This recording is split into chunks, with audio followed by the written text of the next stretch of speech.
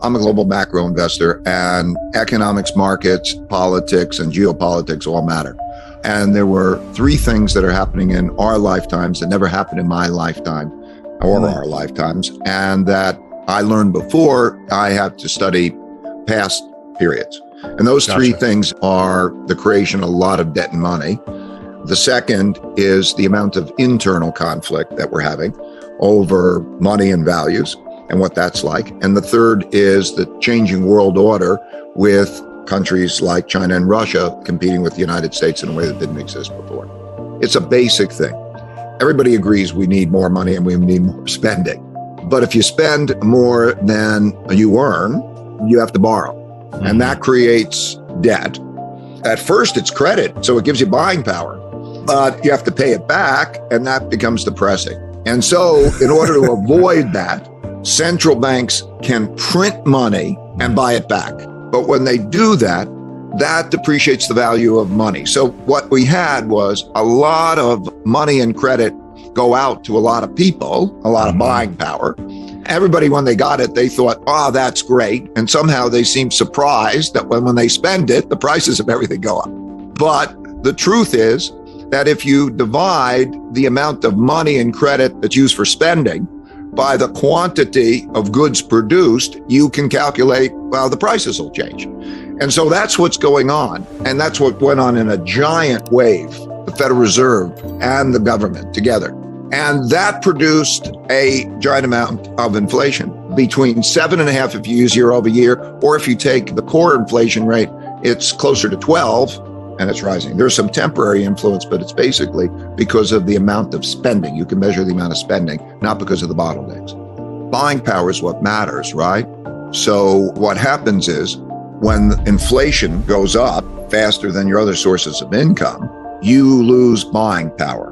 But somehow that seems more acceptable sometimes to people than if it was just taken out of your pocket. You see, if they, let's say, raise taxes or take it out of somebody's pocket, everybody complains, whoever's had the pocket taken out of.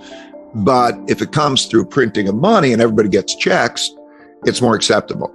But those who are holding money, like money market funds and bond funds, lose the buying power of that. So think about those bond funds. Those bond funds are like down about 10%, and inflation is up over, let's call it 8%. So they lost 18% of the buying power.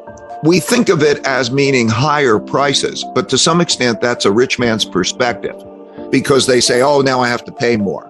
But the reality is you don't get more stuff from that higher inflation. And so it bids it out of the hands of some people. And that hurts the people who don't get it. And so we're seeing a time now where you're going to lose buying power to inflation. And now you're going to see the Federal Reserve also tighten money and credit and raise interest rates.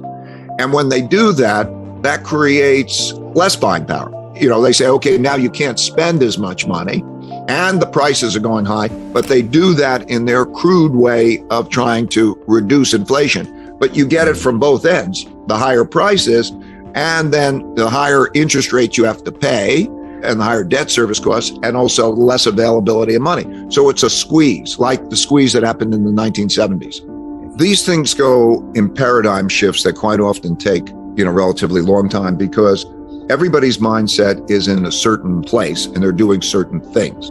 For example, investors think that cash is safe and they don't pay much attention to inflation.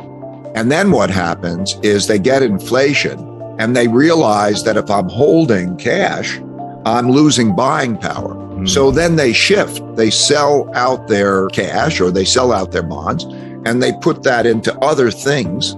And when they do that, that also contributes to inflation. Changes like that also happen in a lot of ways, like cost of living increases in compensation, where in the past, when they don't worry about inflation, then they don't think about, do I have an inflation-linked contract for my work? Or do I have enough inflation assets? It might be, do I need to buy, I'm going to store my money in a house. And so that pendulum swing from one mindset and one positioning to another mindset and another positioning in the early stages tends to be self-reinforcing. Those actions produce more inflation and more inflation psychology until that goes to the opposite extreme. Like in the 1970s, people were surprised about what happened because they weren't used to inflation much. Then you had the inflation, and in the beginning, it swung. And then at the end of it, they said inflation will never end, and everybody's positioned for it never ending. And then, of course, what happens is it's so bad that then the central bank goes the opposite extreme, and then they get surprised. And so the 80s was a period which was the exact opposite of the 70s, where you have falling inflation, high real interest rates, and so on. And so the worst assets to own in the 70s were bonds, and the best assets to own in the 80s were bonds. So you see these pendulum swings that way. The amount of political polarity is the greatest since 1900. Compromise is the lowest it's been. It's measured by how voting across party lines. There are two monoliths, and they're at war with each other. And we have populism, which is you have to get on one side or the other. So when the causes that people are behind are more important to them than the system is in jeopardy. The risk of neither party accepting losing the elections is significant. The move toward power dynamics. The idea of democracy is compromise, reaching across, that the law and the rule is of a higher purpose than anything else. But when you get other things that are more important to people, that they're willing to fight for, then you get greater and greater. And it's self-reinforcing, because moderates are people who want to work across party lines and so on, and compromise are through history, through the French Revolution, Russian Revolution, Chinese Revolution, or these are civil wars. In all of those cases, the moderates, they're hurt or they're disposed of, and you have to pick a side. But you're seeing this now.